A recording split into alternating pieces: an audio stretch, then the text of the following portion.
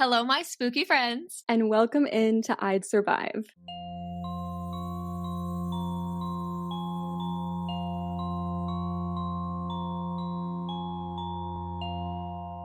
My name is Cassie. And I'm Caitlin. I pitched this podcast to Caitlin about a month and a half ago, I would say. And this specific idea for a podcast has been something on my mind probably since around September 2024. I knew that I wanted to do it. I really wanted to get it going in 2025. Caitlin was the first person that came to mind because we're both like reaction girlies on YouTube. We both love horror, and we kind of created a friendship over on Twitch where we stream. And so I was like, hey, do you want to do this? And I've got an official pitch. The way I was pitching this to you, it was almost like it came across like I didn't want you to do it because I just didn't want to put pressure on you. I was like, you don't have to do this. That's kind of true. She's like every other sentence is like, but don't worry if you don't want to. Like, it's totally fine. And I was like, no, that actually sounds so sick. I'm so down. She's like, Cassie, I want to do this. Like, stop. I really had to be like, no, girl, listen, this is a great idea. And I'm so here for this. Yeah. So basically, this is a horror movie recap podcast. It's going to be a little bit heavier on comedy than serious review most of the time. Heck yeah. Yeah. But we're both such horror girlies that having a horror podcast is like a dream. We wanted to talk about how we both got into horror. So you go first. Tell me. First? Okay. So, no, for me, the funny thing is I grew up hating all scary stuff, no interest in horror movies. I nearly had a panic attack when I found out that ghost hunters were like a real thing, that they actually hunted ghosts. And the reason it threw me off is because the TAPS building was about 10 minutes from my house. Like I saw it all the time and I was like, why does that building exist, Mom? What? Like, I thought that was just a show. She's like, oh, that's like the real ghost hunters. And I was like, oh no, that's scary. Mean? And it horrified me. So that was like my childhood, was being terrified. And then I went to college and my friends decided they were going to have a horror movie night. And I was like, okay, I'm not going to be the one person that doesn't go because I'm too scared. So I went and I was like, wait, that was kind of fun. And then we watched a few more and I realized how much I like that feeling of being scared, the adrenaline of like being super scared and having that feeling in your body, but also knowing you're perfectly safe. That was back in 2015. And ever since, I've loved my spooks, but I still have way too many films to learn about or hear about, both classics and moderns. So I'm very excited for this. Yeah, that's what's really cool about like becoming a horror fan later on, because now you have so much to catch up on. I really do. My story's a little different. All right, lay it on me. My dad had me watching Scream when I was 4 years old. Ooh, 4. And oh yeah, it was actually really, really bad. I remember he wasn't forcing me to watch it, but they had it on and I was in the living room. And I remember it too. It was the scene where it's the opening scene and Casey's looking out the front door and into the night and you think something's about to happen. And I was traumatized, like terrified. I had nightmares for a year, like recurring nightmares. Oh, baby Cassie. Sleeping in my mom's room, hoping that her then boyfriend, now my stepdad, would stay overnight because I felt more safe and I knew that Ghostface wasn't going to come murder me. Wow, 4 might be a little young. It was, just a little. Way too young. So then from there, I was like the creepy kid who like enjoyed shows like Courage the Cowardly Dog, and I loved Coraline, like all of these like kid movies that have that creep factor that turn a lot of kids off. Right. I was like, this is my shit. So that was me in childhood. And then I would say around 10, 11 is when I was like going for it with horror movies every other weekend. It's really actually fond memories of like going by my dad's every other weekend, and he would always take me to Family Video. We would get like 5 or 6 movies and me and my cousins would just watch movies all day long. That's classic. We all loved horror, so it was like pretty much a horror marathon. It's amazing. I've loved horror ever since. Now so we want to get into like our top 5 favorite horror movies. Ironic, my number 1 is Scream, the one that traumatized me as a child. There's got to be something psychological there as to why I love horror so much and love that movie so much. It got you into horror, something you ended up loving. So it's like you gotta have like a special connection to Scream. Yeah. I will say overall, my favorite like horror genres, I probably lean toward psychological horror thriller vibes. Like I I love, love psychological. yes, it's my number one favorite genre instilled in horror. So Scream, I would say there's definitely psychological aspects to Oh that, yeah. even though it gets pretty classic slasher. It is classic slasher, but you're also, your brain the whole time is like, well, is it you? Or is that what you want me to think? Do you want me to think it's that person? Could it be that easy? That's like the whole Scream journey.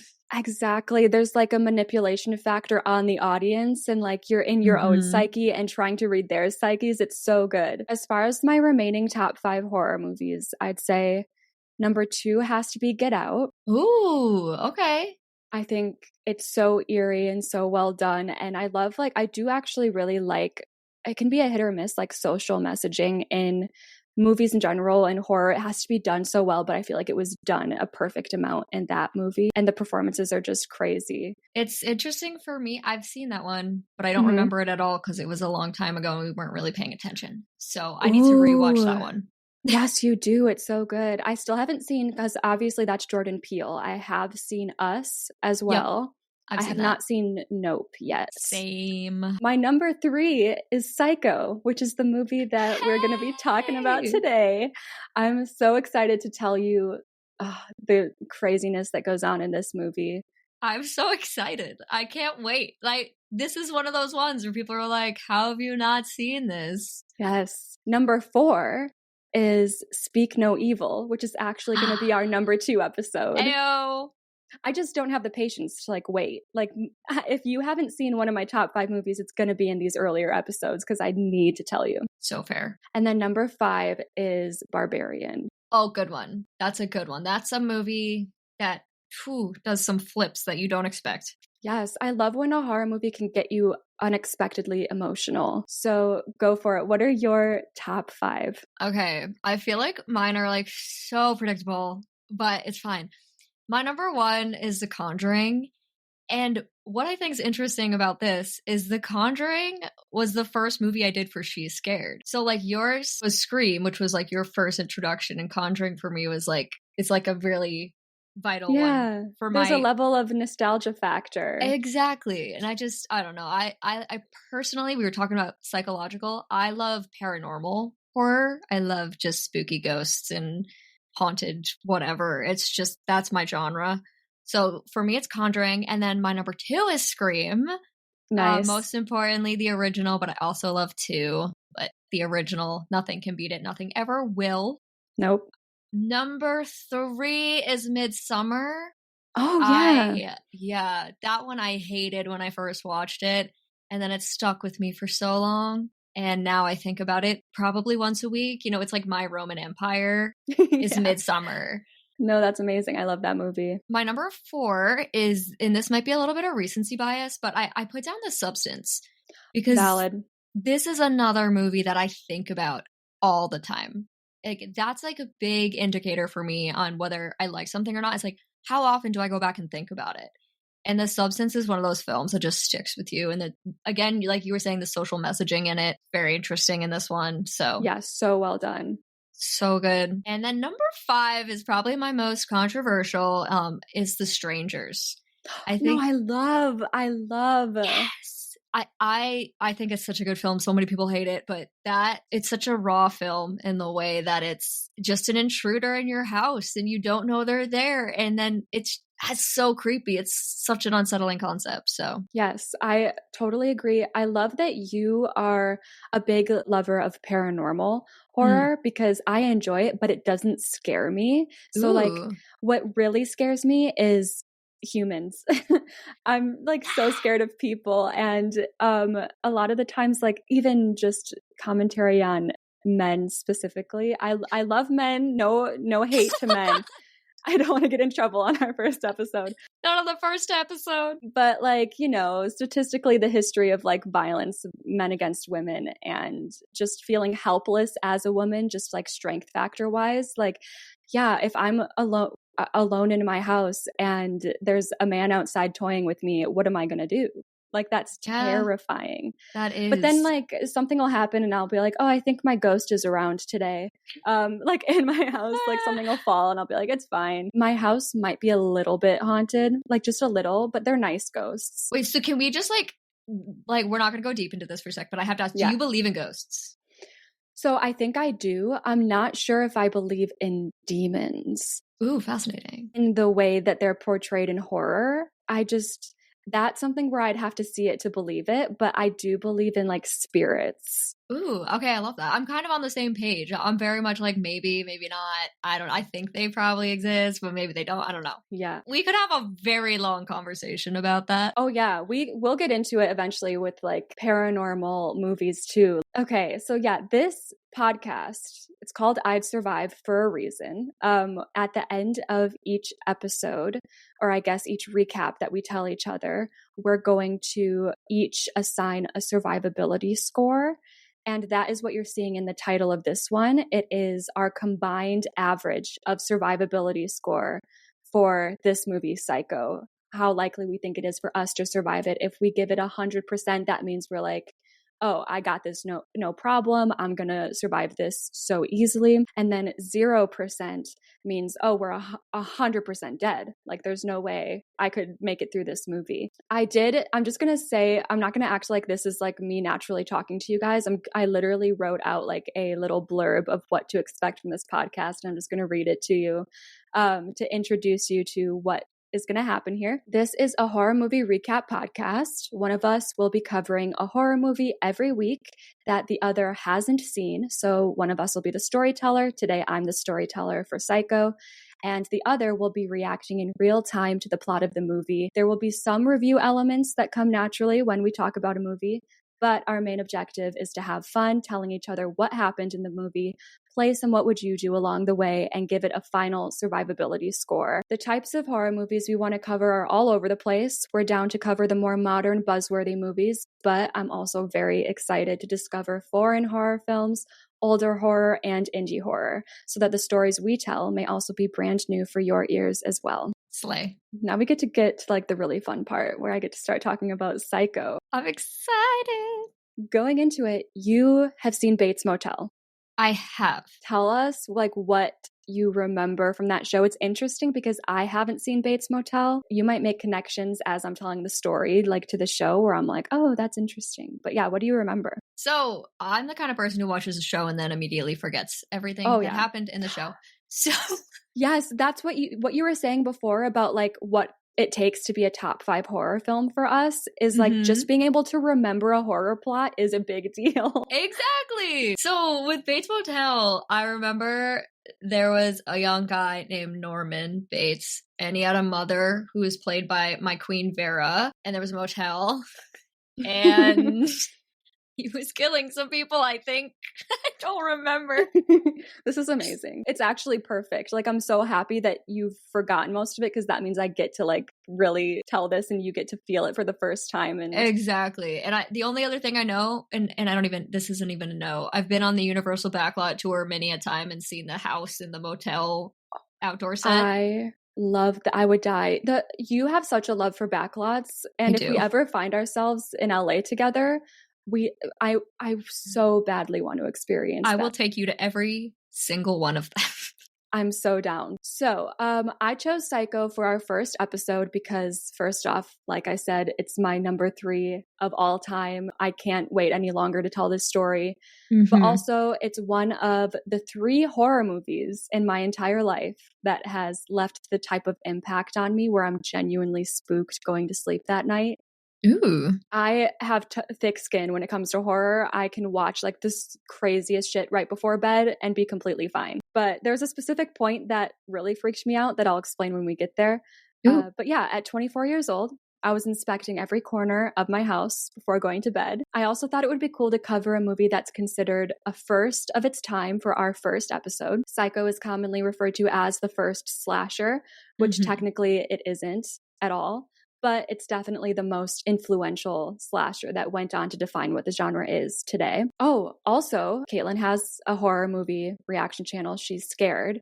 Sure do. And I feel like there's some pressure there for you to watch Psycho. Like, I bet it's one of those where people are like, what about this? But I honestly feel like it could be a really fun choice for like a little campfire story retelling versus a reaction. So yeah, no, especially because with old horror, sometimes like it doesn't hit the same way it would had you watched it when it came out. So especially with the older films, I'm down to hear that story and then go and watch it. yeah, there's some effects that are definitely dated in this movie. And for some people, like it just takes them out of it. For me, it doesn't. Like I'm like one of those annoying cinephiles that is like, oh, it's so good for its time. It didn't take me out of it at all. Like I can look past it. But there were definitely moments where I was like writing out this recap today where I was like, oh, let me make that sound cooler than it was. So to get into a little bit of background first, this movie is based on the book Psycho. It was a book? Yes. Okay, this is already new. It was released in 1959, and then the movie came out in 1960. Wow. Really quick turnaround. That's like 2025 behavior. Yeah. So it was Robert Bloch's 9th novel of 30 novels that he would write. 16 of his books have been adapted into movies or TV series, with Psycho being the first one. Wow. I haven't looked into like any of his other stuff, but honestly, I'm so down to look into that because I love Psycho so much. But the Psycho novel was a hit and had already been pitched to Paramount Studios and rejected when Alfred Hitchcock, the director, Alfred Hitchcock's assistant, Peggy Robertson, read a positive review of the book in the New York Times and brought it to his attention. And then Hitchcock at the time was in contract with Paramount and ended up buying the rights to the book for $9,500. And then he ordered his assistant to buy as many of these books as she could to like stop people from reading them because he wanted to preserve the surprises for the movie. Interesting. And then he went and pitched it to Paramount himself, and they were still like, no, like they gave a lot of pushback because for the time, this is really dark and hard to like transfer to screen in a safe way for like their standards at the time. They actually said that it was too repulsive for adaptation, which is so funny looking back on what it is today. Right? What would they do today if they turned on the TV? I don't know. Exactly. They'd be shaking in their boots. But, you know, eventually they gave in and Psycho was a go. So let's get into the recap. I'm so excited. Let's do it! We open in Phoenix, Arizona, Friday, December 11th, 2:43 p.m. Very specific, but that's what's on screen. The movie is black and white, but that's only because Paramount didn't give Hitchcock his usual budget. And since they really didn't want this movie to be made in the first place, they like cut costs and gave up the Technicolor. I think it was also because of like some of the things that were seen on camera were less, I guess, atrocious to them in black and white versus color. That makes sense. YouTube lets me put more blood on screen if it's in black and white, so oh my God, interesting. That's a great hack for me. yeah. The camera creeps into a window of a hotel room where we see Marion Crane and Sam Loomis, aka where Billy Loomis got his name. It's a little homage moment. Oh my God. Yeah, we meet Marion Crane, Sam Loomis. They're getting dressed after a lunch break hookup, and 1960s audiences are already clutching their pearls. Yeah. Marion is sitting there on a bed in her bra. No. They're probably like in their late 20s, early 30s. She does also have a little skirt like slip on, but yeah, the whole naked women sexual content horror trope. We probably have this movie to thank for setting that into motion. I know. I will say, I think that in this case, and a lot of cases where horror started to get more provocative throughout like the 60s and 70s, it was more because they were going with the shock value that comes along with the nature of horror. So it makes sense at the time. Once we start hitting the 80s, 90s, and the sexual content continues just to become a staple that wasn't at all about the shock of it, I don't really see the appeal. Like, it's unnecessary most of the time. It sure is. This movie, it was the first of its kind in that respect, for sure. Not only is it scandalous that she's in her bra, but also we find out that they are engaging in sexual activities together. And they're not married yet. Hence secretive, I know, scandalous, the secretive hotel lunch break rendezvous. That's what that's about. Oh. It actually seems to be a point of contention in their relationship, which is long distance. He's in Fairvale, California, and she is in Phoenix, Arizona, which is an 11-hour drive. So he's like taking a plane to come and visit her when he can. She doesn't feel good about having to meet up in secret and tells him that this is the last time, hinting at wanting to wait until they're properly married to like engage in this activity again. He kind of shrugs off her hints and says that he'll be able to come back to visit next week, even if it's just to talk and get lunch or something. And she agrees that that would be okay, saying, "Oh, we can see each other. We can even have dinner, but respectively in my house with my mother's picture on the mantle and my sister helping me broil a big steak for 3. And he responds to that with, "And after the steak, we'll send your sister to the movies and turn your mother's picture to the wall." Okay. He is kidding, but like also he's kind of not, you know? Right. Yeah, no, I know exactly what you mean. However, he does get serious and he says he's okay with it, that he wants to continue seeing her even if it means abstaining for now. So he's clearly frustrated at the same time with having to wait, but he's like happy that she's at least willing to be with him. Unlike some other people in his life, he's got some issues. He says, "I'm tired of sweating for people who aren't there. I sweat to pay off my father's debts and he's in his grave. I sweat to pay my ex-wife's alimony and she's living on the other side of the world somewhere." She reminds him that this is hard right now for her too, but she doesn't care about his financial situation. She just wants to get married now. Like he's all about, "I need to have a certain amount of money before I can marry you." And she's like, "I don't care. I just love you." That's nice. It is nice. He gets sarcastic about it and he's like, "Yeah, and live with me in a storeroom behind a hardware store in Fairvale. Tell you what, when I send my ex-wife her alimony, you can lick the stamps." So he's not happy with how his life is right now. Apparently not. Marion responds wholeheartedly though, "I'll lick the stamps." She's all in. She's in love. She's down. But he's just not into it. It's clear that he doesn't want to get married until he's paid everything off and he feels like he can just start fresh. He seems to come to the realization through this conversation that maybe he's not the right guy for her and he'd understand if she wanted to cut this off and find a man who's actually available for something serious. And she says, "I'm thinking of it." But like, they share a playful look that basically says they're both, you know, like not ending this anytime soon. Okay, good. Marion hurries back to work. She works as a secretary at a real estate office, and she's been out longer than she should, but thankfully her boss, Mr. Lowry, is taking a long lunch with a client who wants to buy a home for his newlywed daughter. Her fellow secretary, Caroline, played by Pat Hitchcock, Alfred Hitchcock's daughter. I think she was like randomly featured in a lot of his stuff. Her coworker can tell that Marion is frazzled and asks if she has a headache or needs an aspirin. And then she says, "I've got something, not aspirin. My mother's doctor gave them to me the day of my wedding. Teddy was furious when he found out I'd taken tranquilizers." Oh. I don't know what that was about. Just some casual tranquilizers, you know. Marion just lets that information sit in silence for a second and then keeps it moving and asks if there was any important calls while she was away. Caroline tells her that Marion's sister called to say that she's going to Tucson to do some buying and she'll be gone the whole weekend. That is when Mr. Lowry arrives back at work, his client Tom Cassidy still with him. The meeting went well, the sale is a go, and Mr. Lowry asks Marion to get the copies of the deed ready for Mr. Cassidy. Mr. Cassidy's kind of weird. Kind of smarmy. He shows Marion a picture of his 18-year-old daughter that'll be married the next day and says that she's never had an unhappy day in her life.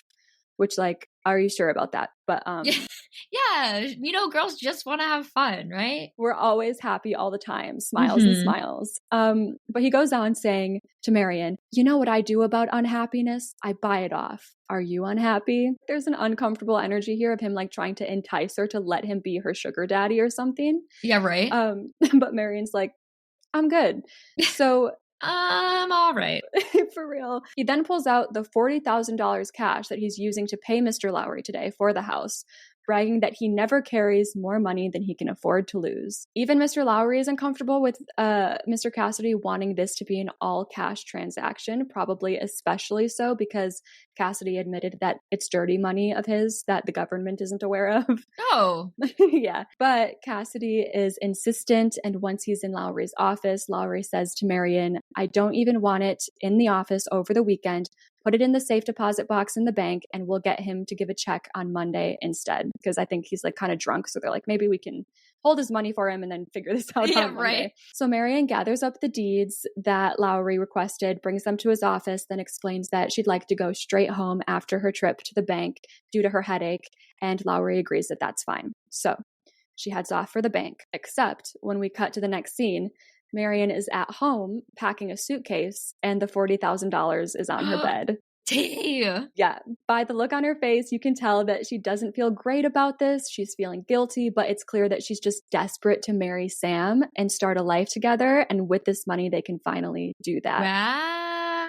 She's driving in her car. We hear Sam's voice in her head. This movie does that a lot where like you can hear what people are thinking in their heads, but it's like the voices of others. They're spiraling, thinking about what other people are might be thinking. Gotcha. So she's thinking about how excited Sam will hopefully be when she shows up in Fairvale with the money. But then at a red light, her boss, Mr. Lowry, passes by her on the crosswalk and he sees her.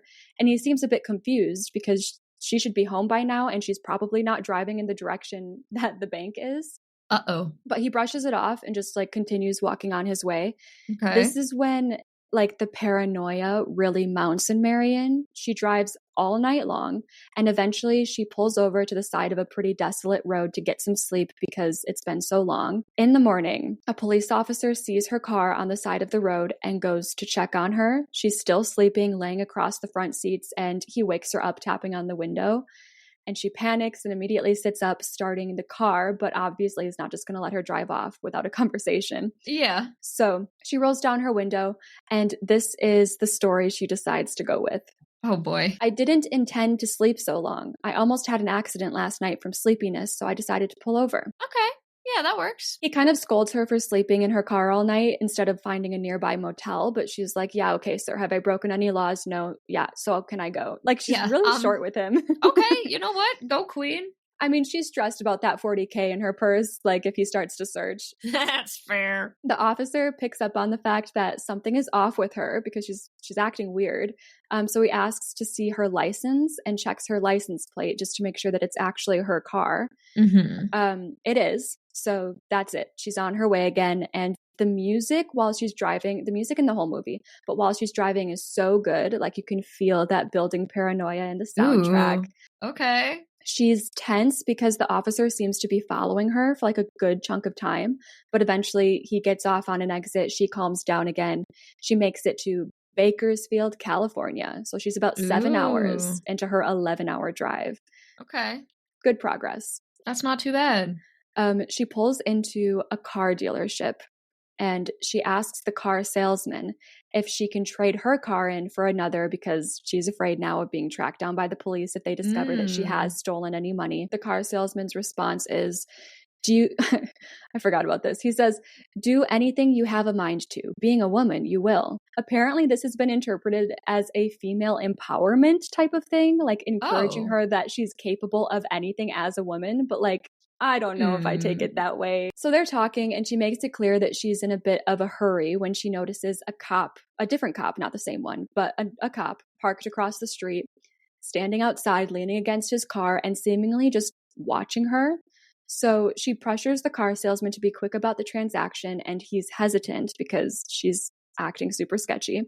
Yeah, fair enough. Who wants to buy a car this fast? Honestly, me. If I could go to the car dealership and be out of there in 5 minutes, I would love that. You might have a point. They're over suspicious, honestly. Let us get out of here. So they go inside and handle all the necessary paperwork, which she has. So he just goes with it. He kind of was like expecting her not to have what he needed, but she's legit. She knows what she's doing. While they're in the dealership, the officer across the street gets in his car and actually pulls into the dealership parking lot. Oh no. Marion, what the fuck? Marion sees I have to start that one over. Marion sees him when she leaves the building and heads over to her new car. She's freaked out and almost drives off without them transferring her luggage from her old car into the new one. But as soon as that is settled, she rips out of there, leaving the car dealership employees and the officers staring after her just like, that was weird. I don't know if I'm supposed to be rooting for this woman, but like I am. I really am. I'm excited for her. I'm like, get out of there, get away from those cops. I'm really rooting for her right now, even though she stole that money. I honestly, I love that. I love the honesty, and I think I agree. She's a nice woman. Yeah, she just stole some money. Whatever. I figured out like the conversion of what that is worth in today's Oh like yeah. money. It's somewhere in the recap, so we'll get to that. It's a crazy Okay, cool. amount of money. Oh dear. Yeah, I mean 40. Yeah, if I had $40,000 right now, I'd be freaking excited. Yeah, I would be stressed having $40,000 cash in my pocket. So I don't know why the officer had an eye on her in the first place. I'm sure you could argue that he wasn't actually there, honestly, and she's just becoming super paranoid and his presence at all was like in her head to some extent, or maybe the officer from before like did end up making surrounding counties aware of her license plate to keep an eye on her. I don't know. So the next scene is noted as like a pretty iconic one. It's another extremely long shot of like her driving and the camera is centered on her face and she's hearing voices in her head again of like the people in her life. But this time she's not hearing Sam's excitement to see her and like all happy about the money. She imagines a conversation between the car salesman and the officer back there, growing suspicious about her and what she might be up to. She imagines her coworker and boss realizing that she's missing when Monday morning comes around. And then her sister finding out and worrying about her, and her boss realizing that his employee of 10 years has run off with, oh, here's the number of what it's worth today. Oh dear God. $426,000. Oh, it's rough. Oh, girly she just snatched that. She went for it. Mr. Cassidy accusing her of flirting with him and planning her getaway from the moment she saw the money in his hands. You know, it's all like building up what people are going to think and what's going to happen. And she's scared she's going to get caught. It's a whole thing. And that's on anxiety. Marion has this kind of gleam in her eyes and like a small smile on her face as her thoughts continue to spiral. I think because time is passing and she's realizing that she's getting away with it. And she wasn't a fan. She wasn't a fan of Mr. Cassidy. So she's happy to be the one in power now, having pulled one over on him. Yes, queen. Oh, and he's not going to want to report this because it's dirty money. So he'd like, exactly. So he'd get himself in a lot of trouble. I feel like if she didn't know that, she probably wouldn't have gone for it. That's a great point. Yeah. Okay. It starts to rain pretty hard and the downpour gets so bad that she's having a hard time seeing the road.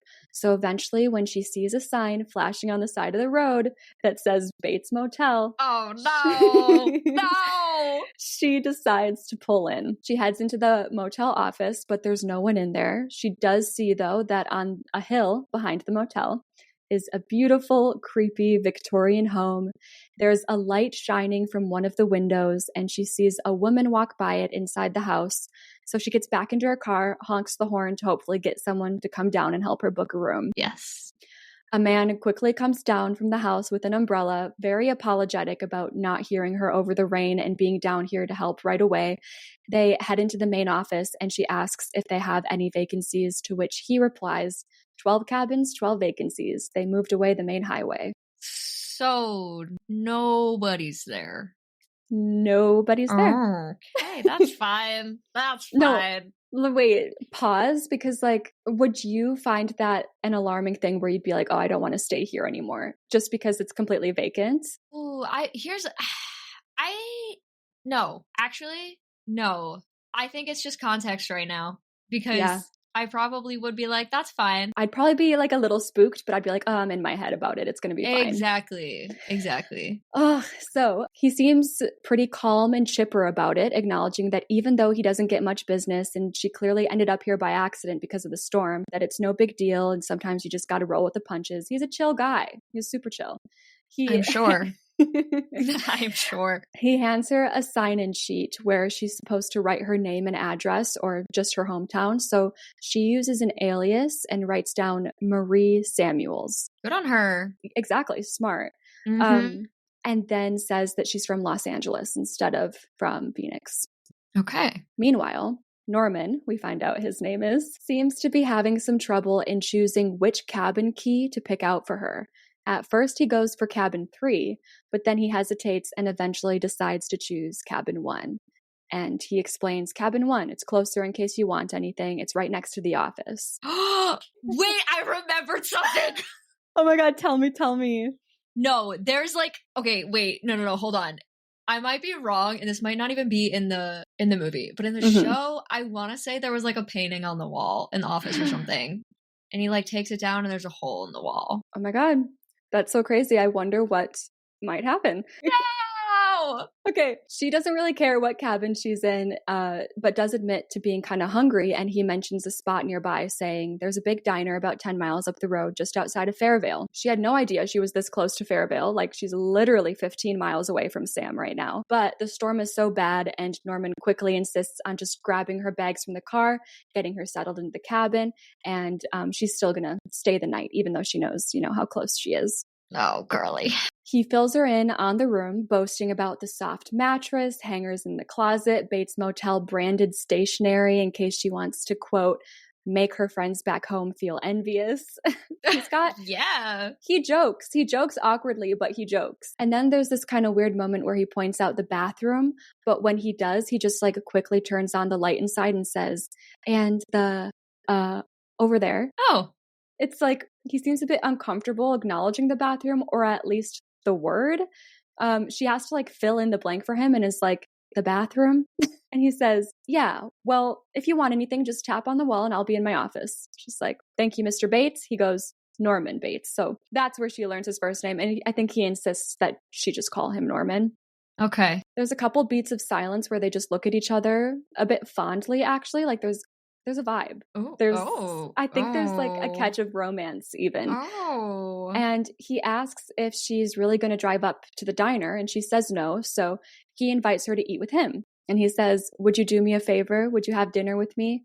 I was just about to myself, nothing special, just sandwiches and milk, but I'd like it very much if you'd come up to the house. Okay. Listen, all right. I'm not saying I don't know. At this point, I would not be feeling so hot about going to the house to have dinner. Wouldn't. Like, not only is it creepy, but also I'm just too socially awkward for that. So, like, no, thank you. It's already a nightmare. Even if you're the most normal person in the world, I'm not normal enough to just casually have a dinner with a stranger. Absolutely. You could be like an old, frail grandma, and I'm still like, how am I going to make conversation? Yeah. I can't do this. You could kill me all you want, but don't make me have a conversation with you.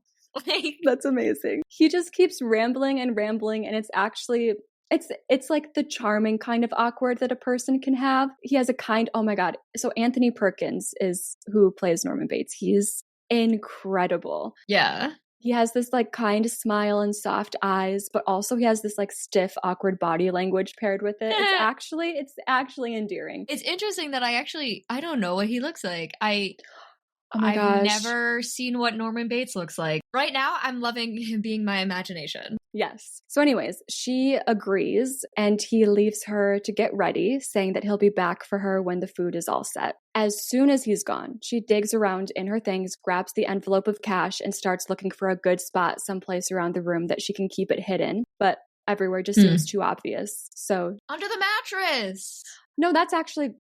why not? That's smart. That's so what she does is a choice, but I can see it working. But under the mattress is so much better than this, in my opinion. She grabs the newspaper from her purse and that she picked up at the dealership that morning and transfers the money out of the envelope, folding it into the newspaper. And then she just places the newspaper on the bedside table. That stresses me out. I get the whole hidden in plain sight concept, but like, I don't know. That it stresses me out too. I don't know. I mean, I also don't walk around with $40,000, so I don't know what it's like. I've never had to do this. And just as she's doing that, she hears yelling coming up from the house. It sounds like an older woman, and we hear, quote, "No, I tell you no. I won't have you bringing strange young girls in for supper. In candlelight, I suppose in the cheap erotic fashion of young men with cheap erotic minds." Oh. We hear Norman respond pleadingly, "Mother, please." But she keeps going off on him and says, "And then what? After supper? Music? Whispers?" Odd. Like... uncomfortable. Mom, calm down. Exactly. What's with the helicopter parenting of a grown man? Oh my God, right. He's got to be minimum 30, I would guess. I think everyone's like in their 30s. But yeah, super weird that she just jumps to that conclusion and Very that strange. She has such a problem with it, even if he did want to have like a woman over. Exactly. The argument goes on. Norman insisting that Marion is just a stranded stranger who's hungry, but his mom keeps being weird about it, insisting that they're basically going to end up doing unspeakable things with each other that disgust her. She won't allow Marion to eat their food and tells Norman to tell her that, following it up with, or do I have to tell her because you don't have the guts? Huh, boy? You have the guts, boy? Like, what's going on? Okay, low-key poor Norman. Jeez. Yes, absolutely. Like, you're Marion and you're like, this poor guy, what kind of mother is that?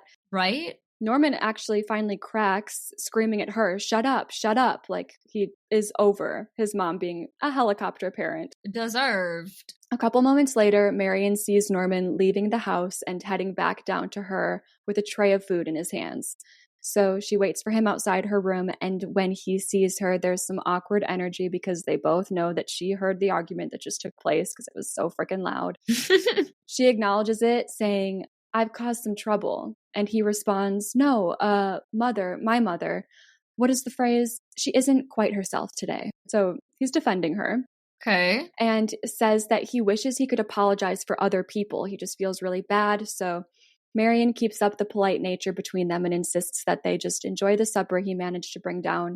She takes a step aside to let him into her motel room, but he gets weird and awkward about it and says he'd rather have dinner together in the office next door.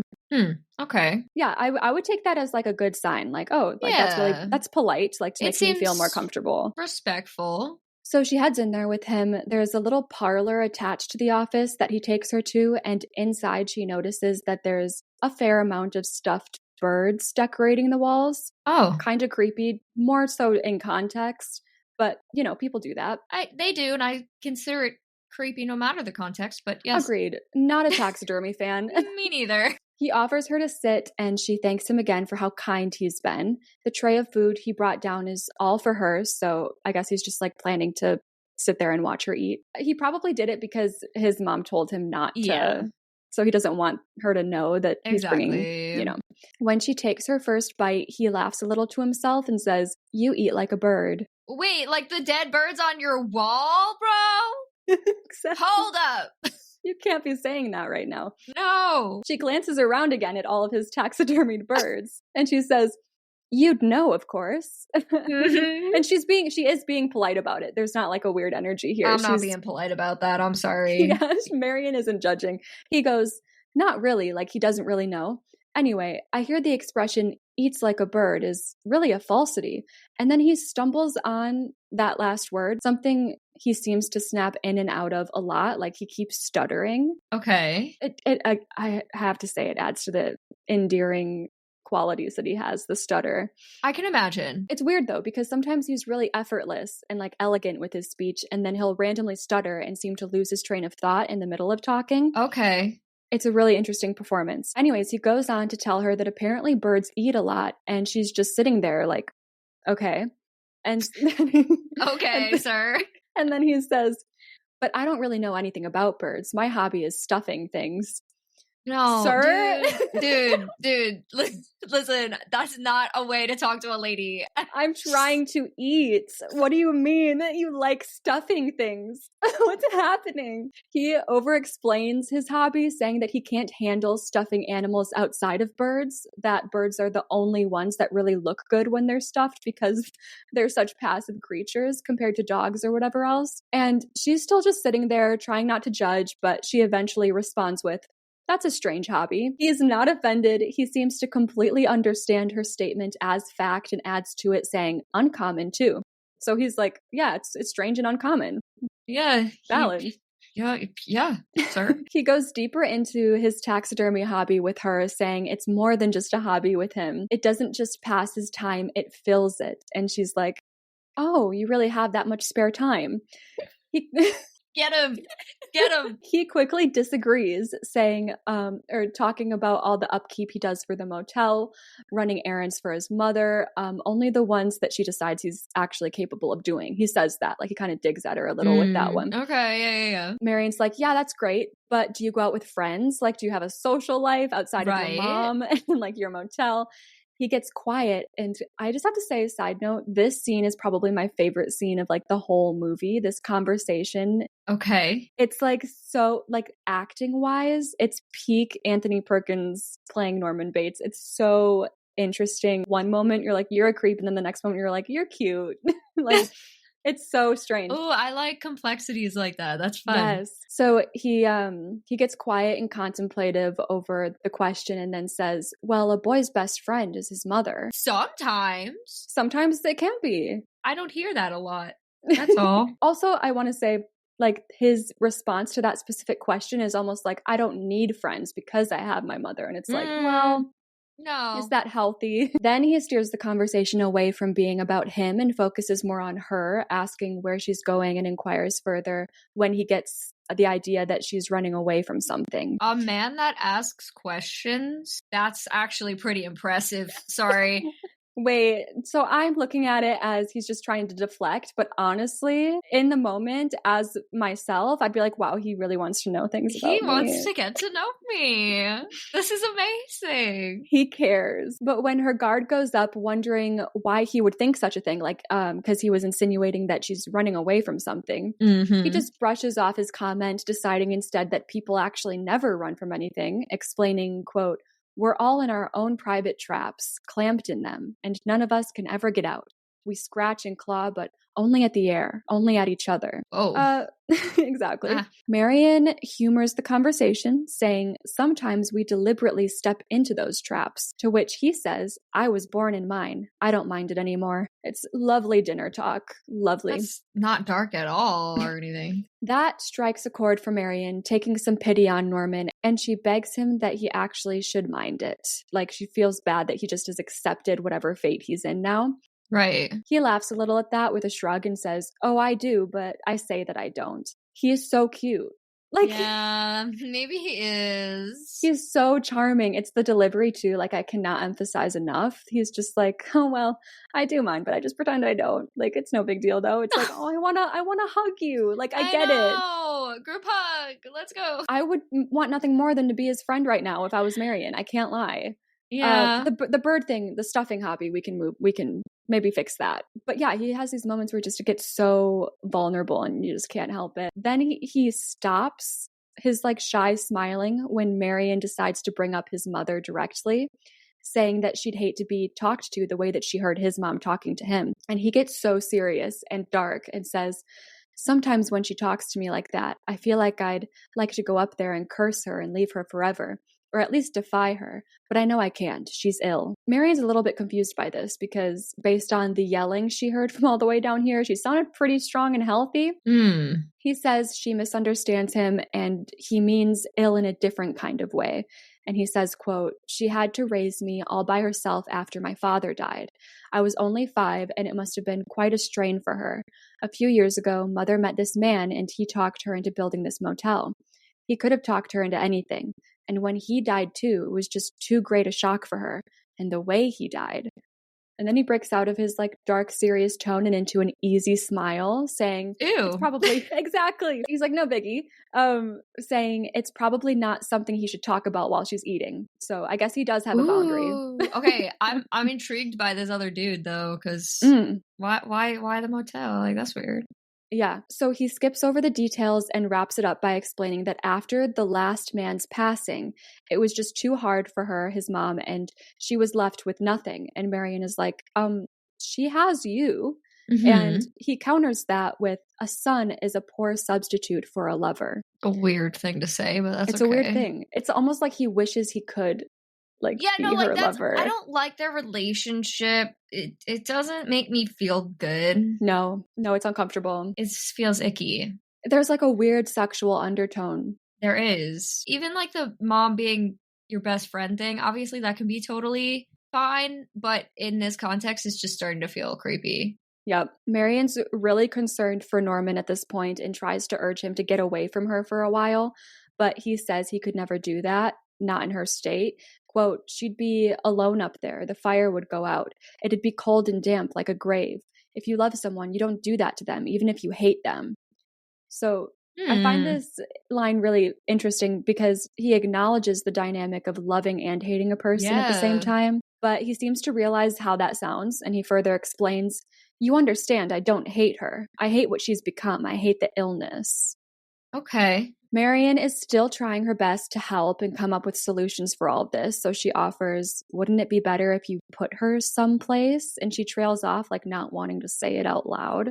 Yeah. And Norman gets dark again, leaning forward and looking offended. And he says, "You mean an institution? A madhouse?" He scoffs to himself as her silence confirms that that's what she meant. Right. And he continues, "People always call a madhouse someplace. Put her in someplace." Marion's uncomfortable with the switch in tone, and for the first time seems genuinely spooked by his demeanor at this point, like starting to feel unsafe. Fair.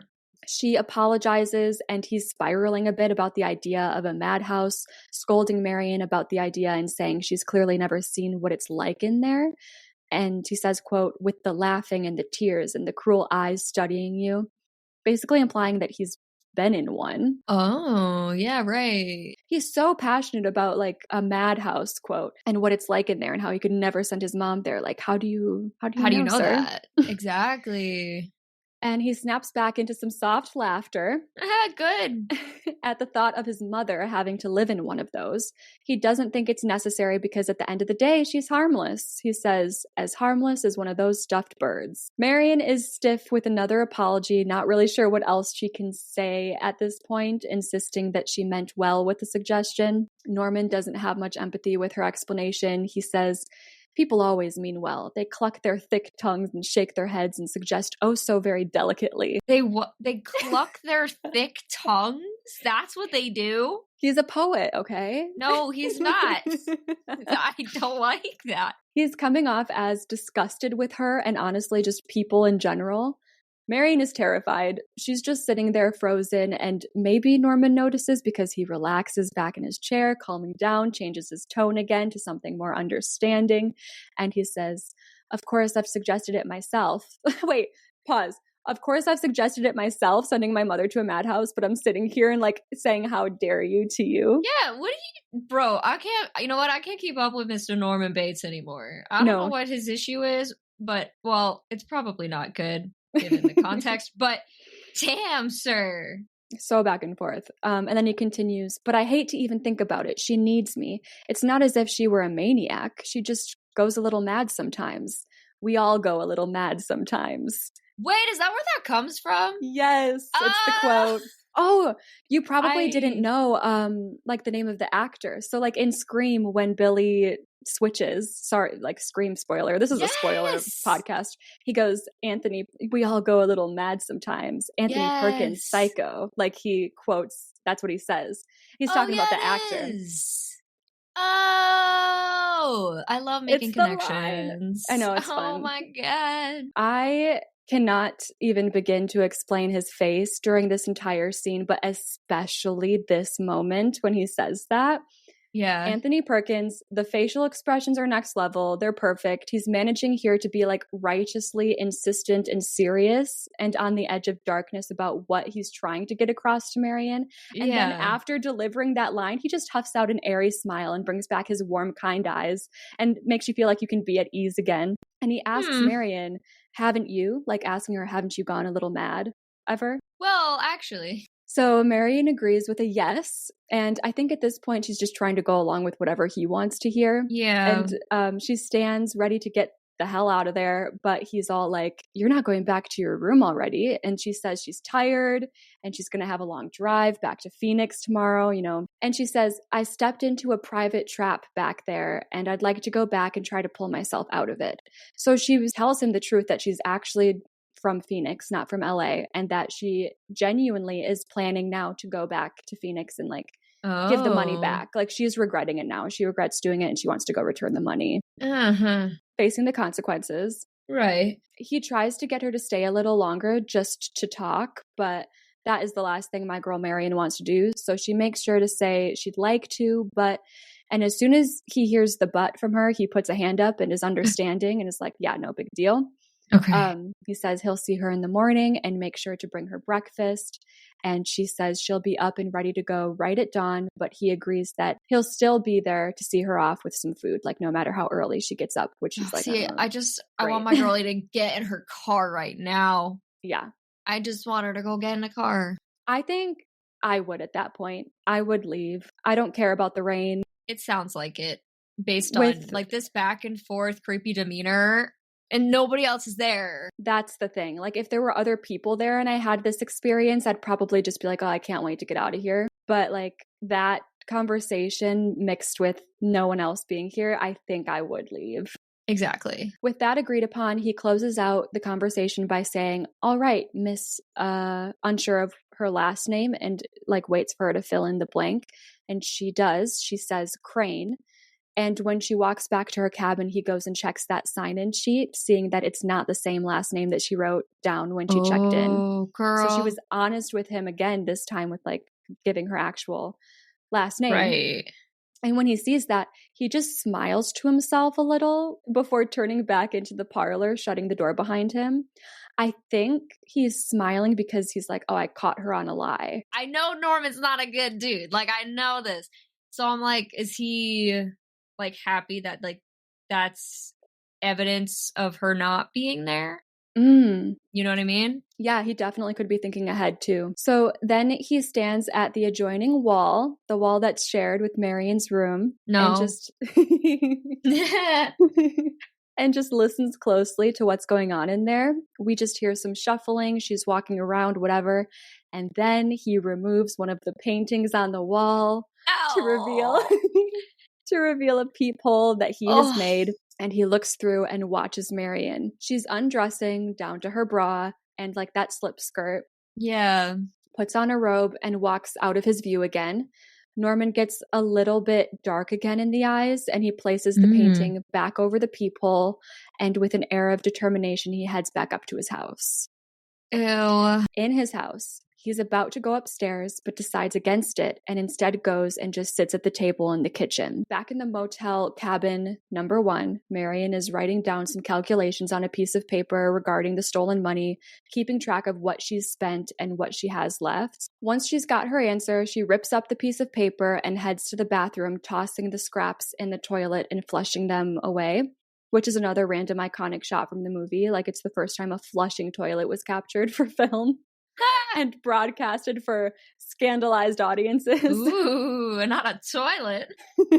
After that is taken care of, she closes the bathroom door and slips out of her clothes and gets in the shower. She's scrubbing away at her body with her hands and non-existent soap when we see the shadow of the bathroom door opening up. No, thank you.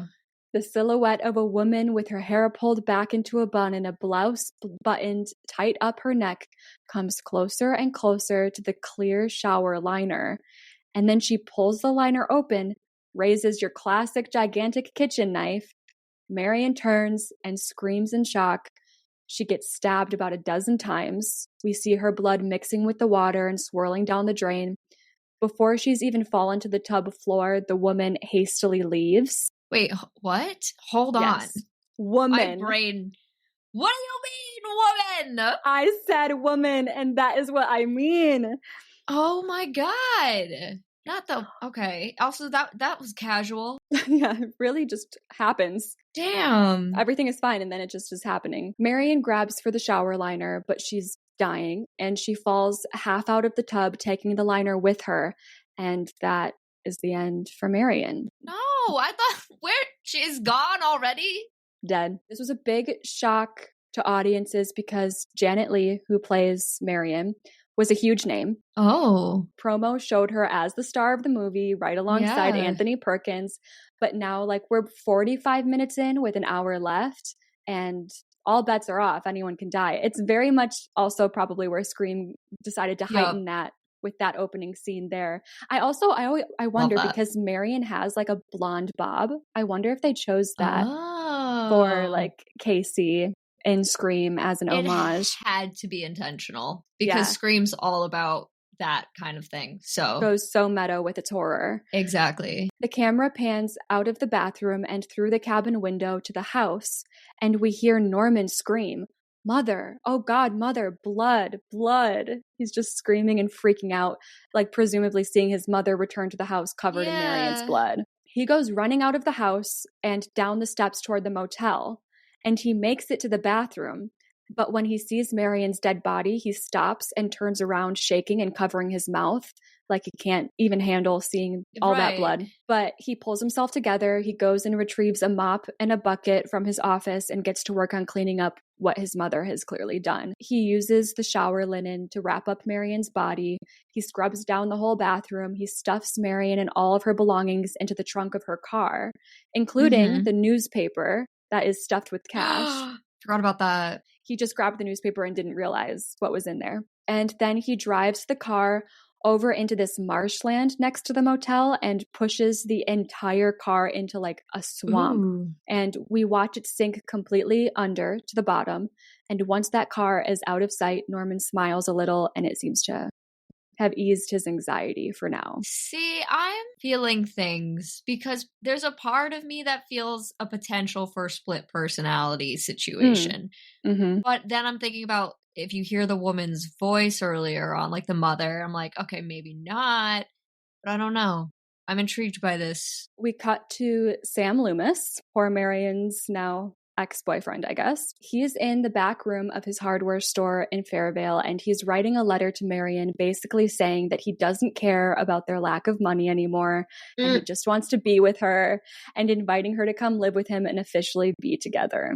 Too late, bestie. Then a woman shows up in the store with a suitcase in hand looking for Sam. She introduces herself as Marion's sister, Lila, and she's very distressed, asking if Marion has been here with him. The way she's looking at Sam makes it clear that she's suspicious of him.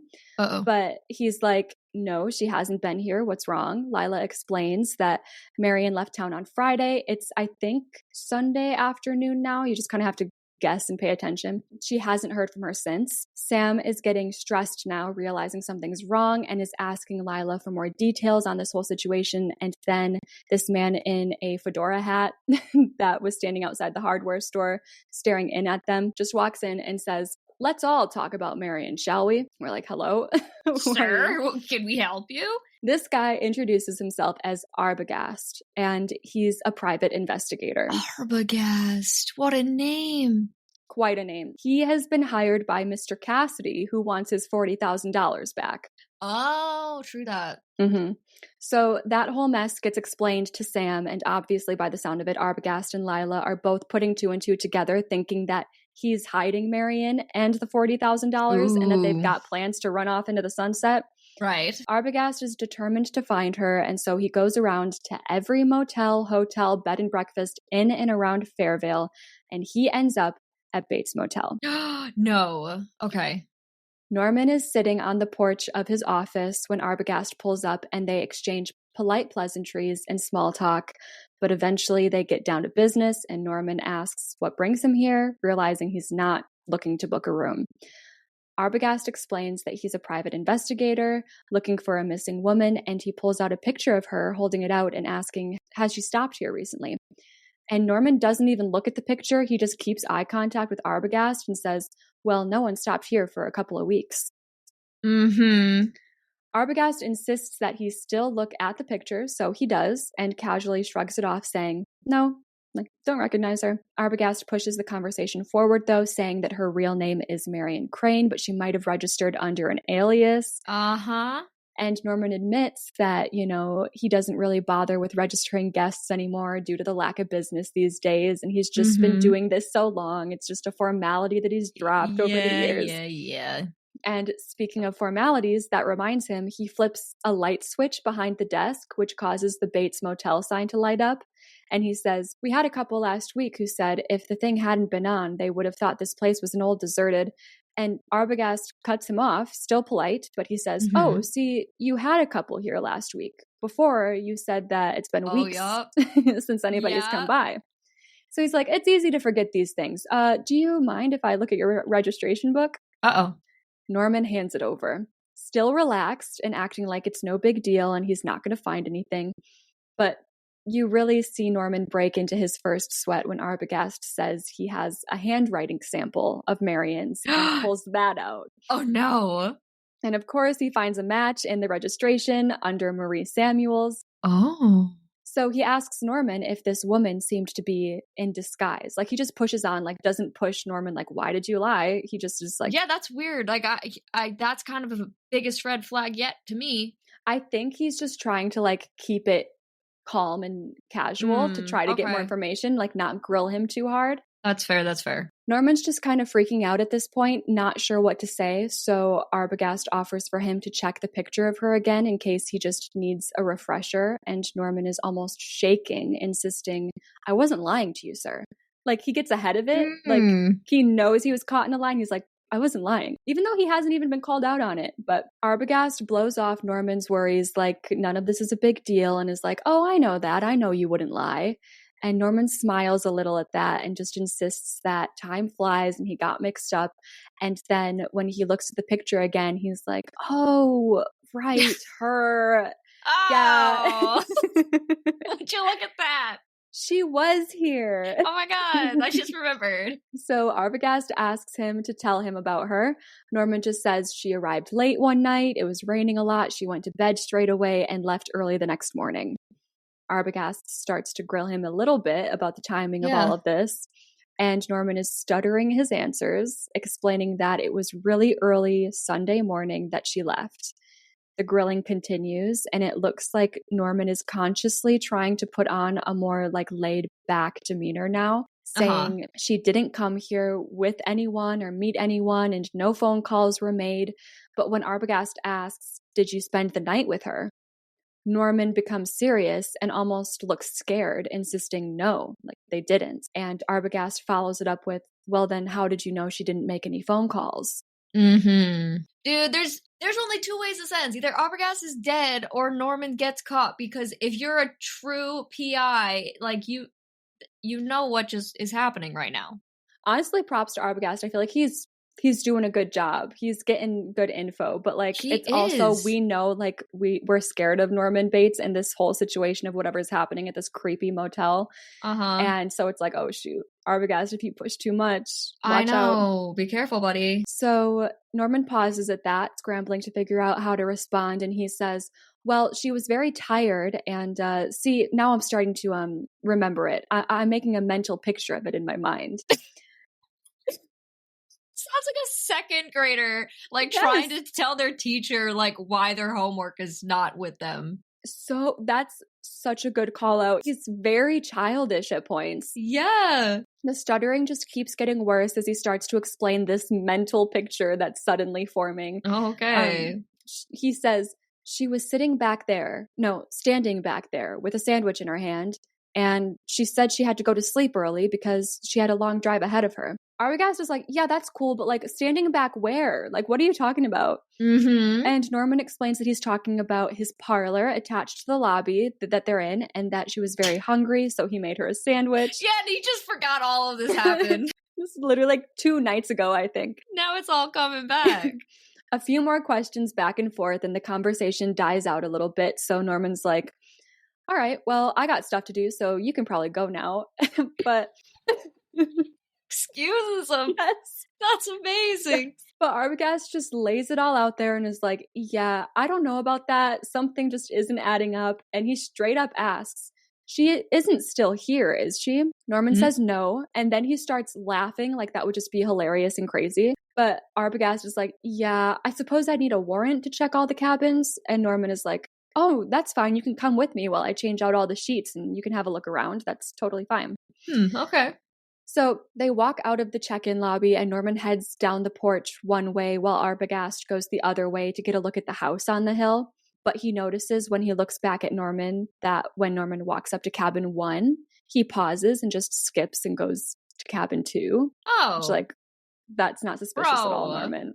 Norman, buddy. When Norman finds or like notices that Arbogast isn't right behind him, he laughs and is like, oh, did you change your mind? And then he goes, I think I must have one of those faces you just can't help believing. At this point, Arbogast isn't bothered by Norman's weird behavior and comments and just asks if anyone is home, because obviously he's thinking now like maybe Marion's hiding out in the main house. Right. Norman immediately says no, like immediately. He's like, no, like nobody's home. And Arbogast is like, that's so funny because I just saw someone sitting up in the window. Norman's like, no, there isn't. And Arbogast is like, yeah, there is. Like, take a look. You'll see there's someone sitting up there right now. So finally, Norman is like, oh, that must be my mother. Oh my God, I'm gonna kill him, bro. He's like really irritating me right now. You just gotta find a story. You gotta stick to it. You can't jump around. Yes. You gotta stay as close to the truth as possible. I'm not a criminal, but I think I'd be better at it than Norman Bates. It's like, obviously something is going on here. It kind of is insinuated that this isn't the first time something like this has happened around here. And it's like, do you not have more experience with this? Because he's acting very inexperienced, like, and frazzled by all of this. Yeah. So he's like, yeah, that's probably my mom. And he says, quote, she's an invalid, which I believe is like super not okay to call someone these days. And he says, it's practically like living alone, basically saying you there's no use talking to her. Like you can't get anything out of her. But his attitude, he just keeps digging himself into a deeper hole, and Arbogast prods again and says, if Marion were here, you wouldn't be hiding her, would you? Norman says, no, not if she paid you well. Norman starts laughing again, like, haha, that's so funny. No. He was just stuttering away, and now he's like, haha, easy breezy, nah. Yeah, right. And he can't stop laughing. Like, he just keeps laughing. Arbogast tries to get through to him, saying, if this woman were to ask you to gallantly protect her, you'd know that you were being used. You wouldn't be made a fool of, would you? Something switches inside Norman at that suggestion, like he's offended, and he becomes pretty angry, saying, but I'm not a fool, and I'm not capable of being fooled, not even by a woman. Arbogast is like, damn, I didn't mean to like offend your manhood. But Norman... But Norman keeps going with his foot in his mouth syndrome and says, quote, let's put it this way. She might have fooled me, but she didn't fool my mother. What? Sir. You can't... What? God, like, what do you... he's so bad at this. So bad. So obviously Arbogast is like, oh, so she met your mother. Yeah, right? Well, I'd like to talk to her. Yeah, exactly. Norman puts his guard up immediately, saying that's not going to happen due to his mother's condition. Arbogast keeps pushing, probably feeling like he's finally putting some pieces together here, but Norman shuts it all down, basically tells him it's time for him to leave. No. So Arbogast leaves. No, he doesn't. Literally. Okay, wait, but you're telling me he's like, oh, she might have fooled me, but she didn't fool my mother. Oh, but my mother, you can't even get a word out of her. So What is it? Does she know what's up or does she not know what's up, Norman? Two different stories in the same sentence. Oh, bro, he's killing me. And if Arbogast doesn't get his little butt back here with some backup, I'm going to be really upset about it. So Arbogast leaves and Norman watches him with like a really dark look. But when Arbogast's car lights finally disappear and he's officially gone, Norman laughs to himself again. Like, that was silly. Yeah, just some giggles. It's fine. Cut to Arbogast on the side of the road at a phone booth. He went straight to the nearest one that he could find after leaving the motel, and he calls the hardware store. Lila and Sam are still there together, just on standby with everything that's going on. He fills Lila specifically in on everything that he just discovered, and he's saying how he's suspicious about this motel and thinks Marion was with the motel owner's mother, but he's weirdly not allowed to speak with her. There's some good news because he doesn't think Sam is aware of Marion's situation. Like, he's less suspicious of Sam now. He just tells Lila that he's going to go back to the motel to do more digging. Good. And then he'll be back out to them in about an hour. Well, I bet. Will he? So he pulls up back at Bates Motel and we see Norman walking along the porch of cabins and kind of disappearing into the shadows at the end. Not the end closer to the house, like he's walking away from the house and down the cabins. So Arbogast doesn't see him when he pulls up in his car and gets out, and he heads straight into the office calling out for Norman, which I'm surprised. Like, I thought he was just going to be sneak and like try to get... Yeah, like, what are you doing? But I don't know what his angle is here. Like, hey, I really do need to speak to your mom, sir. I don't know. Yeah, but he's coming back like 20 minutes later and everything's just fine now. Yeah. So Norman's not there. So he steps into the parlor and is a little freaked out when he sees all the stuffed birds everywhere. Mood. He heads back outside onto the cabin porch, still no one around, so he just decides to head up to the house. He doesn't even knock. He just walks right in there, as you do. Listen, in most cases, I would be like, no, no, no, no. But in this case, I'm like, yes, let's go. Honestly, true. It's become a bit of a trope in horror where it's like, oh my God, can you please knock? Like, don't just walk into these people's houses. But given the situation, you can't fault him too much. Right. He heads up the stairs because he knows, like, he saw that outline of the woman sitting in the upstairs window. Yeah. And he figures, his mom must be up there. I have seen that image because they kind of play with that on the back lot of Universal. They do have a silhouette of a woman like sitting in the window upstairs. Oh, nice. I love that. Yeah. He makes it to the top of the landing, but he doesn't get a chance to speak with Mrs. Bates because she comes storming out of a room upstairs with her knife raised and doesn't hesitate stabbing him. Arbogast falls down the stairs. She follows him and then stabs him multiple times again at the foot of the stairs and to death. He's dead. Oh, Arbogast. Bessie. So, cut to Sam and Lila sitting around together, waiting for Arbogast to get back and fill them in again. They're starting to get worried because Arbogast said he'd be back in an hour, and it's been 3 hours now. Lila insists that they go out to the motel and see what's going on, but Sam is trying not to get too worked up. Lila's about to go on her own, and that's when Sam is like, okay, I'll go, and you stay here in case he comes back. She doesn't love the idea, but she listens. So Sam goes out to the motel and finds that Arbogast isn't there. So Sam just goes back to the hardware store, worried now, just like Lila is. He tells her all he saw was a woman in the window of the house, but no one answered. And Sam suggests that they go see Al Chambers, who is the town's deputy sheriff. So Lila and Sam go right to Deputy Chambers' home, and it's pretty late. He and his wife are in their pajamas, but they fill them in on everything that has gone down, and they end their back and forth explanation of everything with Lila expressing concern over the fact that Arbogast said he was going back to the motel just so he could have a quick conversation with Norman's mother, and now it's been so long, and she just thinks that something's wrong. Right. Yeah, no, actually, I'm here for this. This is smart. Yes. Yeah, it's really satisfying when we get like police involved in horror. It so is. Oh my God. And then when the police experience it and don't just dismiss them, it's a whole new level. Deputy Chambers agrees, saying, well, I think there's something wrong too, miss. I think what's wrong is your private detective. I think he got himself a hot lead as to where your sister was going, probably from Norman Bates, and called you to keep you still while he took off after her and the money. So he's suspicious of our PI. Okay, now I'm feeling less excited. It's a possible theory, but not one that you should deliver as like fact, you know? No, not at all. Sam and Lila are like, yeah, no, I don't think so. Deputy Chambers' wife suggests that maybe they should call Norman to help get everything cleared up. But Deputy Chambers doesn't want to bother him in the middle of the night. You know, we're polite. Yeah, that's what your job is, to be polite. Sam insists it wouldn't do any good anyway because when he stopped by there just a couple minutes ago, there was no answer and he seemed to be out. But Deputy Chambers is like, nah, he's definitely home. He just doesn't answer the door. He's the town hermit. I think he literally says that. And then he says, you must remember that bad business out there about 10 years ago. And Lila is like, yeah, I couldn't care less. Please just call Norman. So yeah, Norman answers. Oh, and he answers Deputy Chambers' questions, saying that a private detective, Arbogast, did drop by tonight, got some information on Marion, and then left. And that's the end of it. Deputy Chambers relays the conversation to Sam and Lila's just getting more confused and concerned, asking, wait, so he didn't go back and he didn't speak to the mom? Like, what? And Chambers goes, your detective told you he couldn't come right back because he was going to question Norman Bates' mother, right? Well, Norman Bates' mother has been dead and buried in Green Lawn Cemetery for the past 10 years. So... hold up. Wait a second. What do you mean?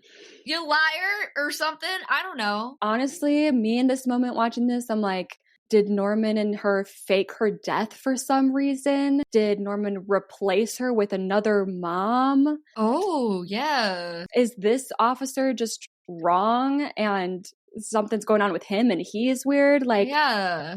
So much. Apparently, it was the only case of a murder-suicide in Fairvale's history. Mrs. Bates poisoned a man that she was seeing, the man, that last man, poisoned a man that she was seeing when she found out that he was married, and then poisoned herself. Oh. So this is the man that Norman had been talking about earlier, about saying, like, I'm not going to tell you. Oh, because she was eating. Norman found them dead together in bed. Ugh. Yeah. Sam calls bull on this story because he saw Mrs. Bates through the window himself, and he believes that Arbogast had to have seen her too. And it's just too much of a coincidence for them both to be spotting Mrs. Bates. Deputy Chambers just says, well, if the woman up there is Mrs. Bates, who's that woman buried out in Green Lawn Cemetery? My brain is doing so much thinking right now. I'm like sitting here like, hold up. Because like part of me still is like, it's just Norman. But based on the timelines, now obviously these aren't exact timelines because we're telling a story. It doesn't seem like he could be in two places at once, but maybe he could be. I don't know. We cut to Norman leaving the motel office and returning back up to the house. He goes up the stairs and turns to enter a room on the left side of the landing, the same room that Mrs. Bates came out of before to murder Arbogast. And Norman talks to her, saying, now, Mother, I'm going to bring something up. She cuts him off with a laugh, like a really high, spooky, shrill laugh, and tells him how ludicrous he looks trying to give her orders. So there is a woman in there. What the Yes. Yeah. What? He says, please, Mother. She says, no, I will not hide in the fruit cellar. You think I'm fruity, huh? She's fruity? Well, this is some tea. We stan. We stan a fruity queen. I'm staying right here. This is my room and no one will drag me out of it. Least of all, my big, bold son. Norman pleads with her and says, they'll come now, Mother. He came after the girl, and now someone will come after him. Mother, please. It's just for a few days. Just for a few days so they won't find you. Mrs. Bates continues to refuse, remembering the last time, apparently, that he forced her to hide down in the fruit cellar. But Norman defies her and literally scoops her up into his arms and carries her out of the room and down the steps. And the whole way, she's just screaming for him to put her down, but he doesn't. Ooh. The next morning, Lila and Sam are determined to go check out the motel themselves together this time. On the drive over, they make a plan. Lila suggests that they register as regular guests, pretending to be man and wife, and then they'll search every inch of the place behind Norman's back. Okay, love that. Yeah, it's a decent plan. When they pull up at the motel, Norman comes down and greets them. He's got his charming, polite demeanor going for him again, and he's happy to assign them cabin 10. Doesn't bother to have them register, which Sam calls out, and he says that he's paying for it through his company, so he's technically on a business trip, and he insists on registering so that he can have a notarized receipt. Norman complies, they sign in and take notice of the room that Marion stayed in, which was cabin 1. Right. They continue off to their assigned cabin, and Norman watches them go with equal suspicion of them as they have of him, you know. Okay, fair. In their room, Lila insists they head over and search cabin 1 right away. She went ahead of the men out of the office. Like when they were finishing up check-in, she went out and quickly checked the lock on cabin 1 and it's unlocked. Oh. So she wants to take advantage of that. Yeah. Lila is hyped up about Norman, theorizing that he was desperate for cash due to his dying business, did something to Marion and took the money. Fair. That's exactly where my head would go to. Yeah, it's a fair theory. So that's her theory. She wants to find some proof. So they head over to cabin 1 to begin their search. When they make it to the bathroom, Sam points out that it's odd that there's no shower curtain. And Lila finds a piece of torn up paper that didn't get washed down the toilet drain. And it shows numbers being subtracted from 40,000. Oh, yeah. So she's hoping this could prove that Norman found out about the money, but it's still not much even to prove that. So next on Lila's to-do list is to go and talk to Mrs. Bates because she believes that she told Arbogast something that got him into some trouble. Right. So now the plan is that Sam is going to find Norman and keep him occupied while Lila sneaks into the house to talk to his mother. Dangerous, I now know, but still, I'm like, yeah, let's go. Us as the audience are like, oh, good luck, guys. Yeah. Sam finds Norman in the office and they start to make small talk.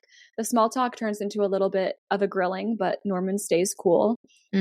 Meanwhile, Lila is up in the house and she has made it up the stairs. She makes it to Mrs. Bates's bedroom. but it's empty. She notices that the bed is indented with the shape of a body, like curled up to sleep. So she knows that like someone was recently in here. Right. Back with Sam and Norman, Sam is basically accusing him of stealing money to get away from this dump, and Norman is just confused and offended, insisting that he wants nothing more than to just stay right here where he is and run this motel. He says, he's like, I have a sentimental attachment to this place. I grew up here. I had a happy childhood, which, did you? Well, that sounds like you sure did. Back to Lila. She's now searching another room. It's another bedroom. Okay. This one is covered in child's toys. Ooh. Dolls, stuffed bunnies, and a twin bed. Okay. There's a record player on a small table in the corner that currently has Beethoven in it. And on a bookshelf, she grabs a book and it's bound like a normal book, but it doesn't have a title or an author on it. Like it's just a blank binding. Okay, yeah. And she looks kind of like shocked and disgusted when she opens the book, but we don't see what's in there. Oh, no. When I first watched this, I thought it must have been a diary, but I looked it up just to make sure. And this is probably pornography, because back in the day, that's how it would get sold in books, and they would just not have anything on the cover to be discreet. Interesting. I thought it was like I don't know, some kind of murder book. Yeah, that's where my head went. I was like, there's got to be evidence in here. Right. Back to Sam and Norman. Norman isn't doing too hot. He's breaking a sweat, fidgeting, stuttering. Sam is saying, I've been talking about your mother, about your motel. How are you going to do it? And Norman asks, do what? And Sam keeps pushing the narrative and is like, buy a new one, like a new motel in a new town where you don't have to hide your mother. And Norman's pissed and tells him to leave, but Sam doesn't stop. He calls out the $40,000 directly. Norman is screaming for him to shut up, and he walks into his parlor. Sam follows him and continues, and he says, I bet your mother knows where the money is and what you did to get it. I think she'll tell us. Oh, God.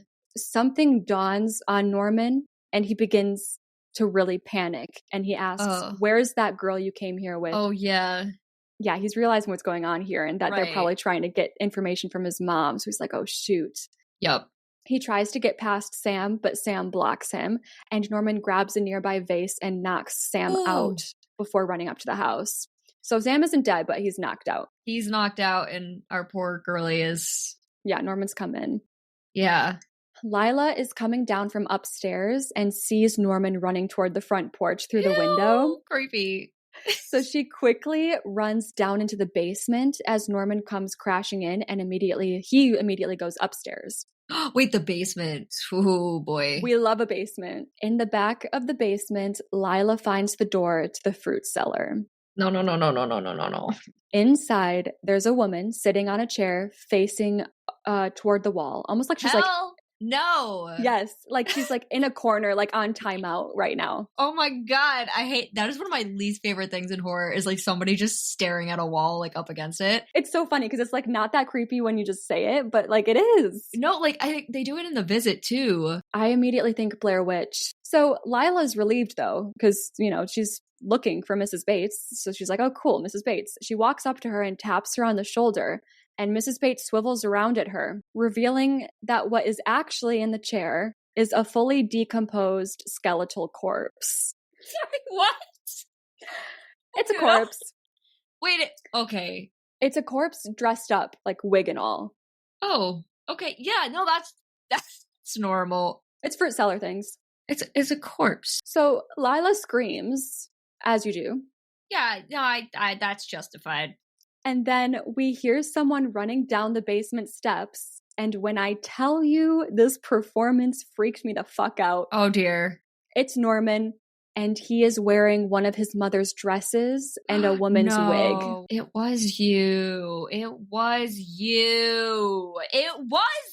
You split personality situation. The movie does so good at like making you believe it couldn't be because of the voice. Because you literally see the body that you think is alive, like walking around, but you never really see the face, which I didn't think as suspicious because I thought it was just like a style choice to make like build up tension and make her creepier. That's normal. And like when he carried her out of the bedroom, so when they were having a conversation about him being like, I need to bring you down to the fruit cellar, that was like you heard them talking, but it was just a shot of the staircase and you couldn't see them talking to each other in the bedroom. But then he carries her out and it's a legit body. So I'm like, oh, and then you hear her talking, hear her screaming, but both of them are faced away from the camera just walking down the stairs. So is he both voices as well? Yeah. Ew, no. I hate that. I hate it. I hate it. I hate it. I hate it. So no. He is holding up a big knife and on his face is just like pure unrestrained glee. Ooh. The type of smile where your mouth is as open as possible while you're smiling. Ew. Gross. Yeah. It's scary. Lila is in shock, just like at the image of what she's seeing. Valid. And Norman starts to go after her, but Sam comes rushing in and grabs him from behind. Hey, Sam. And he manages to get the knife away and restrain Norman. Whoa. And Norman is just like contorting and his mouth is wide open like he should be screaming, but there's no sound coming out. It's wild. Ew. We cut from there to the county courthouse. Oh, cool. Sam and Lila are there, and then a bunch of people in suits are there. Oh, like a time cut. Yeah. And Norman is shut away in a room speaking to a psychiatrist. Oh. The psychiatrist comes out and he's about to give like this big monologue, basically explaining to us, the audience, what the fuck just happened. So he says, I got the whole story, but not from Norman. I got it from his mother. Norman Bates no longer exists. He only half existed to begin with, and now the other half has taken over. He breaks the news about the murders and suggests that they check out the swamp behind the motel. There are probably more bodies than just the 2 recent murders. So back to understanding Norman's psyche, the psychiatrist explains that you have to go back 10 years to the time when Norman killed his mother and her lover. He had already been dangerously disturbed, had been since his father died when he was like really little. His mother was a clinging, demanding woman, and for years the two of them lived like there was no one else in the world. Then she met a man, and it seemed to Norman that she threw him over for this man. The jealousy. Yes, that pushed him over the line and he killed them both. And then he explains that basically what Norman had done was too awful for him to process, so he erased the crime from his mind. He stole her corpse and a weighted coffin was buried. No, buddy. Oh my god, he treated the body to prevent it from smelling, aka like his stuffing Stop. preservation hobby with the birds. No. That's how he kept like his mom preserved. That's disgusting, bro. And he initially kept her in the fruit cellar, like from the start, but that wasn't enough. So he began to speak and live for her, take on her persona, so that he could go on pretending in his mind that she was still alive. Yeah. He often lived as both personalities, but sometimes the mother half took over completely. Quote, because he was so pathologically jealous of her, he assumed that she was just as jealous of him. Therefore, if he felt a strong attraction to any other woman, the mother side of him would go wild, which is what led to like Marion. After the murder, Norman would wake up as if from a deep sleep and like a dutiful son cover up all traces of the crime that he was convinced that his mother had committed. Right. There are some insensitive comments like with outdated terms referring to the trans community because of the fact that he would dress like his mother. Oh, yeah. I can see that. But what I think makes like this section of the movie really groundbreaking and just like the whole setup in general is that for the first time in the mainstream, they put motive and background into the antagonist and went inside the mind of the killer, which is so common to do now. Yeah, for sure. Before Psycho, it was like really sci-fi horror and creature features, like literal monsters that were running the show in horror. Absolutely. But Psycho really opened up the slasher genre and like psychological motive in a really big way. So I do want to say though that when talking about things like this, there's always technically some other movie that did it first. Yes. I'm like talking about like the legacy that this one specifically left behind. It's like calling Blair Witch the first found footage film. You know, it's debated, but you know, there's reasons why things get a certain title. It's the found footage film that put the subgenre in the mainstream. Right. So yeah, I get that. Anyways, the psychiatrist believes that Norman's dominant personality has won out and now he is permanently his own mother in his head. An officer knocks on the room that we're in and asks if he can bring Norman a blanket because Norman says that he's a little chilly. He's a little chilly. He needs a blankie. The murdering got him a little chilly. He gets the go-ahead, and we follow the officer down the hall and we see him disappear into Norman's detainment room. And we hear Norman say thank you in his mother's voice. Ew. And then we cut to Norman alone in his room after the officer leaves, draping the blanket over himself, getting nice and cozy. And the camera slowly closes in on his face as we hear his thoughts. Also, his mother's voice. Right, yeah. And this is what he says, or she says. Sad when a mother has to speak the words that condemn her own son, but I couldn't allow them to believe that I would commit the murder. They'll put him away now, as I should have years ago. He was always bad, and in the end, he intended to tell them that I killed those girls and that man, as if I could do anything except just sit and stare, like one of his stuffed birds. Oh, they know I can't even move a finger, and I won't. I'll just sit here and be quiet, just in case they do suspect me. They're probably watching me. Well, let them see what kind of person I am. He's his mom now, Wow. thinking that because we know that it was Norman and he has this mental disorder, but like he thinks he's just his mom now, and the mom thinks she got away with framing her son for murder since they all think it's Norman. It's so trippy. So many layers to it. And then we see a fly crawling around on his hand, and his thoughts continue. I'm not even going to swat that fly. I hope they're watching. They'll see. They'll see and they'll know and they'll say, why, she wouldn't even harm a fly. And Norman looks up with a smug smile, feeling like he, or rather Mrs. Bates, has gotten away with murder. Uh-huh.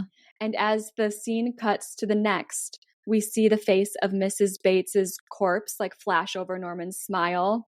Gross. Yeah. And the movie ends with Marion's car being pulled out of the swamp and like a classic The End on the screen. Yeah. And that is that. Wow. Wow. What a film. I have to say, part of like why it spooked me so much, I think, was just because Anthony Perkins is incredible. Yeah. But also, I have to say, I do live alone. I watch this movie alone at night. And I have an old house with a creepy basement and a fruit cellar in my basement. No, you do not. I didn't like it. I like legit had to check the fruit cellar for like 3 days after this. I don't blame you for that. Something that it's like really interesting to me at this moment is thinking about the TV show. Yeah. Now, the funny thing is I never watched the last episode. I don't know why. I just didn't watch it. Like I got busy and I never watched it. And I'm trying to remember because like logically in my brain, I would think the show would end with Norman killing his mother. I do not remember Vera ever not being in the show.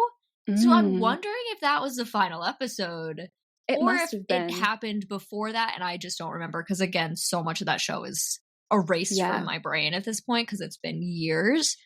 But I'm just curious like if that's part of the show or not.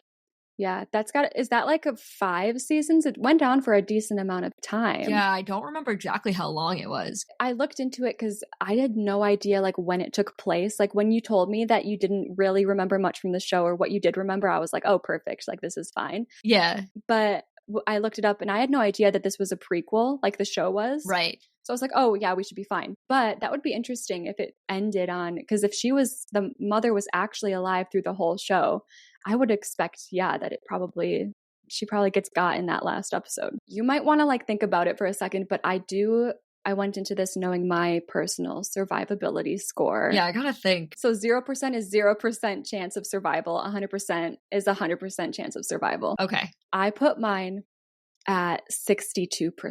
Okay. So you're on the more surviving. Okay. I think I'm just so not trusting of people. Honestly, if I was a kid of the 1960s when this came out, this would probably be a different score. But like the person I am today is very modern about being aware of who I trust. Yeah. And Norman kind of gives you the chance to get out. It's not like he's determined to kill. It like almost overcomes him and he's genuine with his politeness, but there's just something off and like he can't, right, so I feel like given the amount of time and chances he gives you to leave, I would probably take that chance, but it's not 100% either because I also admit to like being charmed by Norman and I could see myself just thinking I'm crazy and it's no big deal. So I just went with 62. All right. This is making me kind of have to face some of my bad traits because I'm feeling closer to like a 43% on this. And I think, like you, I would be suspicious and not trusting, but I'm also a people pleaser. And I could see myself not wanting to cause trouble, even though I'm suspicious. So I'm just going to wait it out till the morning and leave when I said I was going to, because that's what I said I was going to do. And I don't want to switch up now. So I would like to believe that I would be smart and leave, but I could also I don't like awkward situations. So me avoiding an awkward situation of having to bring up to this person that I'm actually going to leave a little earlier than I said I was, unfortunately for me, might get me killed. And now I got to rethink my life a little. Because I would like to have a higher survivability score for Norman Bates here. Because like you said, there's so many opportunities to get away. Yeah, there are. That's interesting. The 62 and 43. Wait, let me do the math. What does that give the episode? 62 plus 43 divided by 2 is 52.5. We're going to round up whenever it gets into decimals. So 53% is our combined survivability score. So sorry for bringing that down. It should be higher. No, I love it. One thing I'm really excited about actually with the survivability score aspect is us having complete different opinions. I think that's so fun. And I'm realizing with this one, there's going to be a lot of interesting places to dig into as to why. Before we did this, I was thinking with a movie like Halloween, it's 100%. Right. He's so slow. He's my reasoning would be he's too slow. I'd be on a plane. I'd just move. Exactly. But with this one, it's just a whole different thing, which is really interesting. Yeah. We want you guys too listening to tell us what you think your survivability score for the episode is. We have an Instagram. The thing is, I don't even know what it's going to be yet. I haven't made it. Yeah, right now as we're recording, we're gonna have an Instagram and it should be up, and we'll probably have a post dedicated to this episode. Yes, absolutely. One thing I'm just sad about podcasts is there's no comment section. So right? I've thought about that. I just wonder who people will side with more, in the lower half or upper half for this one. Yeah, right. I'm curious about that. I'm suspecting upper half for sure. Really? I could totally see it both ways. Because I think my reasoning is really dumb. But I'm just being honest. I'm just too awkward. I for sure would once he was gone to get me food, that's when I would just rip out of there and never see him again. You know what I mean? I would be awkward too and trying to be I'm going to go now. Yeah. So I probably would try to just leave without him noticing. And I respect that. But my brain is I leave when he's gone. And then that's going to be the moment I think about when I'm trying to fall asleep at night. When he came back, did he think I was the rudest person all time? Because he was probably fine, right? And I was really rude. No, true. Because with him specifically, there's always, until you're literally being murdered, there's always going to be that idea in your head of oh, he's just an awkward guy. He's just kind of weird. And that's fine. Exactly. So I probably would also though think about that oh, what if I just tore out of there and I'm being ridiculous and he was just a normal dude. I'm so excited for our next episode. It is also heavy on the psychological aspects and very interesting to play some what would you do. Ooh, I'm excited. Yeah, I'm so excited for the next episode. But this was so much fun. I love this. Thank you guys so much for listening, and we will see you next week with another scary movie.